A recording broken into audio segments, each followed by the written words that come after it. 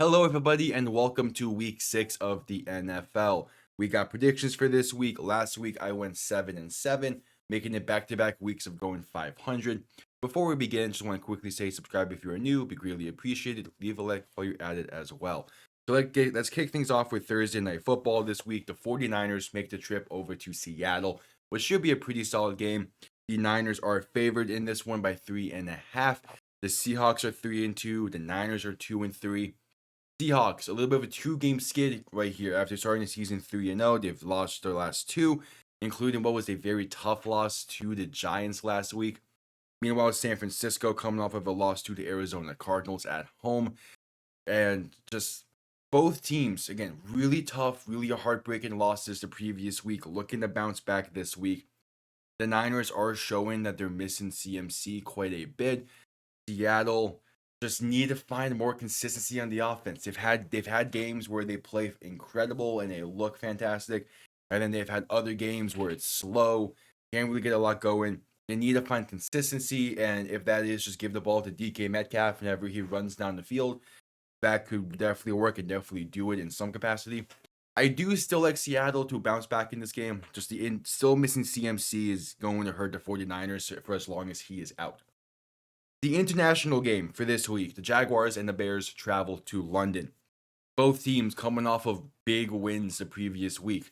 Jacksonville getting their first win on the season against the Indianapolis Colts in a game that was a shootout. The defense didn't really show up. Joe Flacco was dotting it up. He even was running as well, getting 20-plus yard carries. Chicago, a win against Carolina the previous week.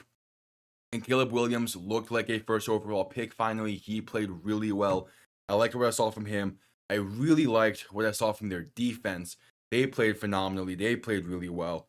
So with all that being said, give me the Chicago Bears. Next up, the Green Bay Packers and the Arizona Cardinals fight in Lambeau Field. The Packers are starting to look okay. They're starting to look better. Jordan Love is getting more comfortable. He missed 2 weeks. Was dealing with some injuries this season. When he came back last week, it took a half for him to get back going and feel comfortable again. He showed it again last week. That is still taking a little bit longer, but it is now 2 weeks removed from him taking his first snaps back. Arizona got a nice win against San Francisco, though the defense played well. The offense, with just in general this season for Arizona, their offense is very hit or miss. And they have games where they play phenomenally. They have games where they play not great, or some games they play mediocre. So you don't really know what you're going to get out of them. At least with the Packers, you know that they're going to be a little bit more of a run-heavy team this season. Their defense is going to be playing well, or at least well enough in most cases. Xavier McKinney has been a great offseason acquisition. He having 5 interceptions already this season through 5 weeks. Like, playing phenomenally. So yeah, give me the Packers in this one. The Indianapolis Colts go from playing in Jacksonville to playing in Tennessee for another divisional clash. The Titans are coming off of their bye week, so it's going to be interesting to see what their game plan is. They've had a few weeks to plan for this. Whether or not it's Joe Flacco or Anthony Richardson at the moment of recording, we still do not know. The same way we don't fully know if it's going to be Will Levis or Mason Rudolph for Tennessee. Either way, both teams are kind of feeling themselves out still. Tennessee had a nice win the last time out against Miami. The Colts just suffered a heartbreaking loss to Jacksonville, again, a shootout of a game that was. Joe Flacco, though, still played phenomenally well, and I would definitely have more confidence in the Colts if it was Flacco still going. But even if it is Anthony Richardson, I just don't fully trust Tennessee to play a complete game in order to win. So yeah, give me the Colts in that one. The Houston Texans are making their way over to the New England Patriots this week, and the Patriots coming off of a loss to the Miami Dolphins the previous week. And I know there's some Patriots fans online saying that they should have won or that was a touchdown from Jalen Polk. The rules clearly state that was not a touchdown.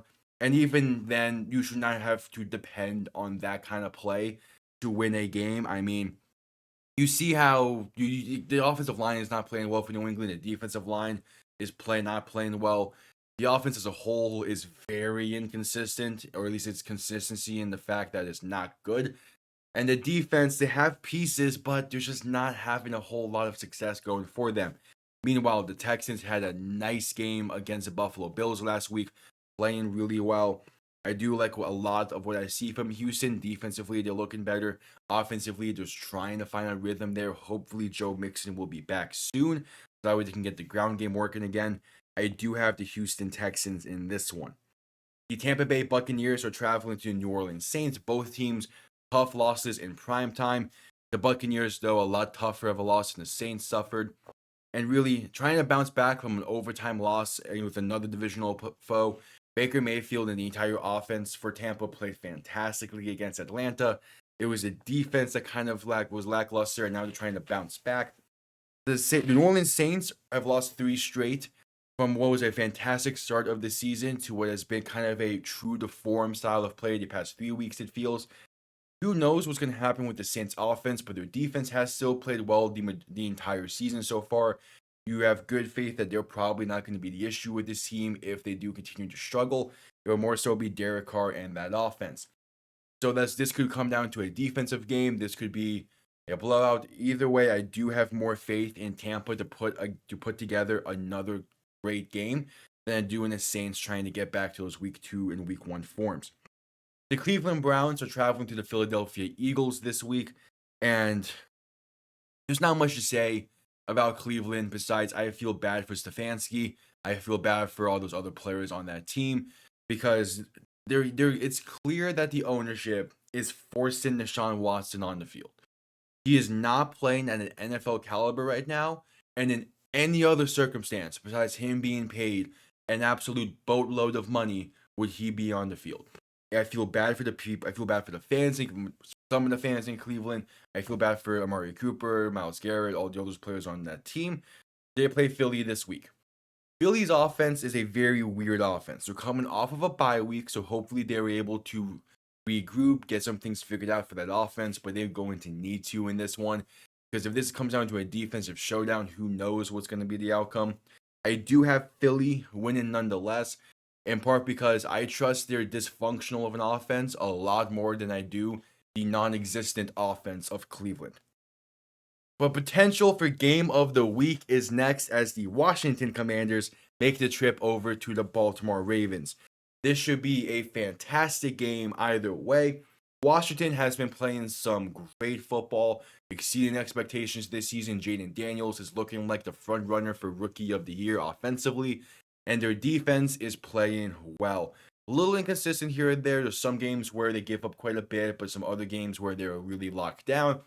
But for as inconsistent the Commanders' defense is, it is nowhere near as inconsistent as the Ravens' defense. That was a weird game from Baltimore the previous week. You go from not letting Buffalo to score more than 10 to giving up 38 to Cincy. You have a week where you give up 23 to Vegas. You give 25 to Dallas. You give up 27 to KC. I really don't know what to get out of this Baltimore defense. I don't know what to expect.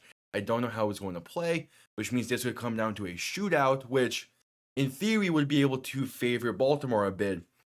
But I do think that if Washington gets the ball last in a situation where it's a shootout, I do think Washington will be able to score in that situation. I do think it's a case where Washington has the lead late and Baltimore has the ball. I do have a little bit of faith in Washington's defense to make a stand with how Baltimore's offense has been playing in late game situations so far this season. So, give me the Washington Commanders to win this one. The Los Angeles Chargers are playing the Denver Broncos. The Chargers coming off of a bye week. The Chargers coming off of a massive win over the Las Vegas Raiders. And this is going to be a good game. These two teams are relatively similar in the sense that their identity is kind of defensive focused and just controlling the ball. Bo Nix looked fantastic against the Raiders defense last week. The Chargers kind of don't know what they're going to be looking like as an offense.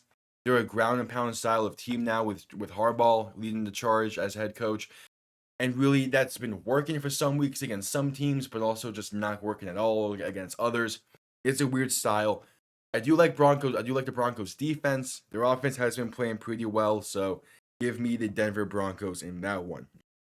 The Steelers look to bounce back over the Las Vegas Raiders. The Steelers had a tough loss to the Cowboys on Sunday Night Football, a game that didn't end until 1 a.m. The Raiders got their asses handed to them by the Broncos the previous week. Don't fully know if Gardner Minshew is going to be the starter this week or not. There's a chance it is Aiden O'Connell. But we do know that the Steelers are most likely going to be throwing out Justin Fields once again. Russell Wilson is expected to be a full participant in practice this week, which is a good sign for him. But I do still feel like this is Justin Fields' team. I do really like the Steelers' defense. I feel like this is the type of game where they can play very similarly to the first 3 weeks of the season, which is a very defensive focused game that is focused on winning the field position battle and winning this game 6-3 or something along those lines. So yeah, give me the Pittsburgh Steelers in that case. The Detroit Lions and the Dallas Cowboys in what could also be game of the week are facing off each other. A little bit of a rematch from last year's game that ended in controversy. The Lions coming off of a bye week, looking to regroup, try to get things going again. They played a fantastic game against Seattle the last time out. The Cowboys have won 2 straight, but both looking not great in those games.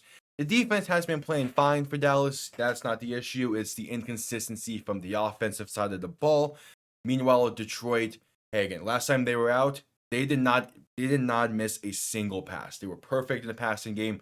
The ground game was working really well. The defense has been playing really well, led by Aiden Hutchinson.